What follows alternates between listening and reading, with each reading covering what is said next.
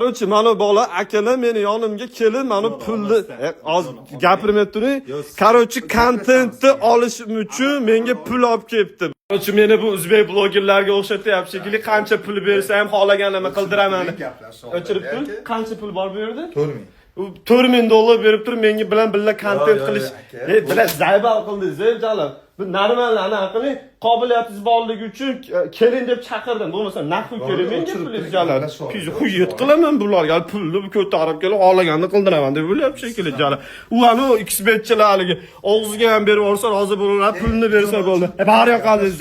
Nodiriy, korоче, bunaqa tema qiladigan bo'lsangiz, men bilan bir kun gaplashmay qo'ying. Ertalab kunduzi tushadi, ashunda sekin o'z shtatingizga qaytib ketavering. Men просто mana qobiliyatingiz borligi uchun ashula aytaman deganingiz uchun bo'pti kelavering dedim. Pul menga naqd kerak emas, tushundingizmi? Reklama o'zi daxoya tushadi, reklama ham olmaymanmi, jalab.